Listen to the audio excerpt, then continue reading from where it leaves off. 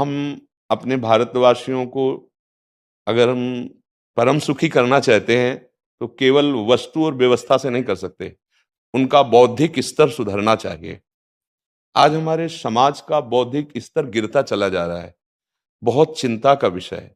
हम सुविधाएं दे देंगे, हम विविध प्रकार की भोग सामग्रियां दे देंगे, लेकिन उनके हृदय की जो मलिनता है, जो हिंसात्मक वृत्ति है, जो अपवित्र बुद्धि है, ये जब तक ठीक नहीं होगी तब तक हमारा देश धार्मिक देश है। हमारे यहाँ धर्म की प्रधानता है। तो इसी बात को बार बार हम सबसे निवेदन करते हैं कि ये जो हमारी नई पीढ़ी है, इसी से हमारे राष्ट्र की रक्षा करने वाले प्रकट होते हैं।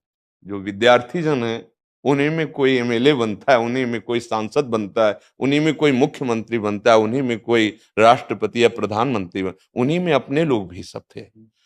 अब हमारी शिक्षा केवल आधुनिकता का स्वरूप लेती जाए और व्यभिचार प्रवृत्ति, व्यसन प्रवृत्ति, हिंसा प्रवृत्ति, ये नई पीढ़ी में देखकर बहुत असंतोष हृदय में होता है।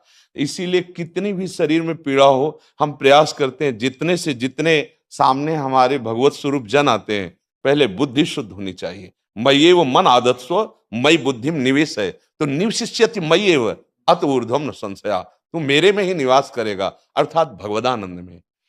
अविनाशी जीव कभी भोग विलास में तृप्त हो ही नहीं सकता। हम अगर अपने राष्ट्र की विशेष सेवा, तो हमारे धर्म का परिचय, जैसे आप जन करते हैं, धर्म का हमारा क्या स्वरूप है, हमारे जीवन का लक्ष्य क्या है।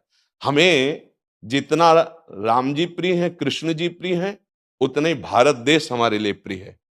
जैसे राम भक्त, कृष्ण भक्त, वैसे ही हमारे भारत देश का हर जन जन हमारा आदरणीय और पूजनीय। पर अब जो मानसिकताएं बन रही हैं, वो हमारे धर्म और हमारे देश के लिए लाभदायक नहीं होंगी। व्यसन का इतना बढ़ता स्वरूप, व्यभिचार का इतना बढ़ता स्वरूप, हिंसा का इतना बढ़ता स्वरूप, ये बहुत ही विपत्तिजनक है। अगर ये बढ़ता रहा तो हम विविध प्रकार की सुख सुविधाएं देने पर भी अपने देशवासियों को सुखी नहीं कर पाएंगे, क्योंकि सुख का स्वरूप विचार से होता है।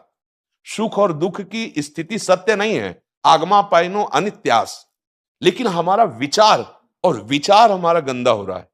बस हमारा उद्देश्य यही है कि हमारे देशवासियों का विचार शुद्ध होना चाहिए। अगर विचार शुद्ध है तो राष्ट्र प्रियता, जन सेवा, समाज सेवा, ये सब स्वाभाविक होने लगेगा। और विचार अशुद्ध है तो सुविधाएं बहुत हैं, उनका दुरुपयोग हो रहा है। तो बस आप सबसे बड़े बड़े जो उपदेष्टा जन हैं, जो बड़े बड़े धर्म की रक्षा के लिए भगवान ने जिनको भेजा है, उन सब से यही प्रार्थना है कि सब व्यवस्था करते हुए हमारे देशवासियों की बुद्धि अध्यात्म को समझे। बिना अध्यात्म को समझे दुख सुख की समानता बिना किए परम सुख का अनुभव हो ही नहीं सकता। इस मायाकृत भोग पदार्थों को भगवान ने दुख योनया कहा है। मानो एक बोर्ड लगा दिया, दुखालयम अशाश्वतम। और हम सब यही चाहते हैं कि लौकिक भोगों को भोगने से ही हमारा राष्ट्र सुखी हो जाएगा या हम सुखी हो जाएंगे। नहीं, लौकिक भोगों को पूजन सामग्री बना करके और साध्य सच्चिदानंद प्रभु को रखा जाए तो आनंद की उमंगन हो जाएगी। बहुत सुंदर मानव जीवन का स्वरूप है, जिसे देव दुर्लभ कहा गया। दुर्लभो मानुषो देहो, लेकिन क्या दुर्लभता शब्द स्पर्श रूप रस गंध इन्हीं विषय के भोगने की या इन्हीं सुविधाओं के लिए दुर्लभ कहा गया? दुर्लभ है किसी सच्चिदानंद सुख के लिए। और उस सुख को तो हम भूले हुए, एकदम बहते हुए शब्द स्पर्श रूप रस गंध के प्रवाह में चले जा रहे हैं और इसी को सौभाग्य समझ रहे हैं कि हमें सुख प्राप्त हो रहा है। नहीं, हम सबसे प्रार्थना करते हैं कि आप अपने धर्म को समझिए। आप अपने स्वा को जहां जहां स्थापित करते चले जा रहे हैं, आप उसे गंदा करते चले जा रहे हैं।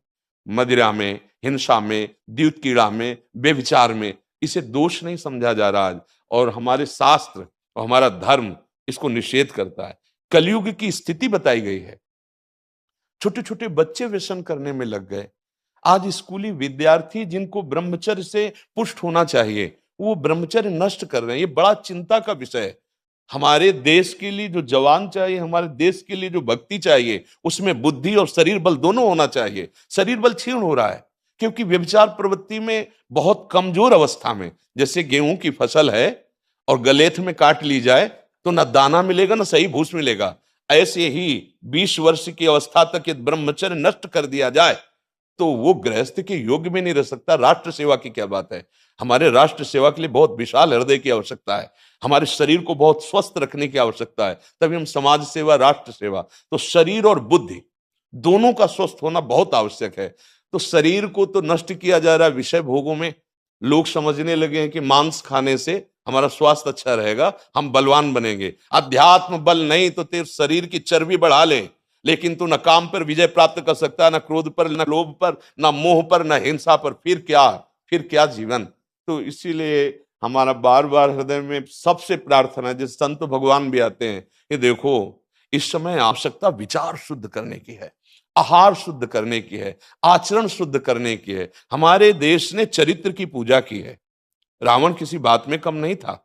आज भी कोई शिव अगर अभिषेक होता है तो तांडव स्तोत्र उसी का गाया जाता है। जटाटवी गलत ज्वल प्रभा पावित स्थले।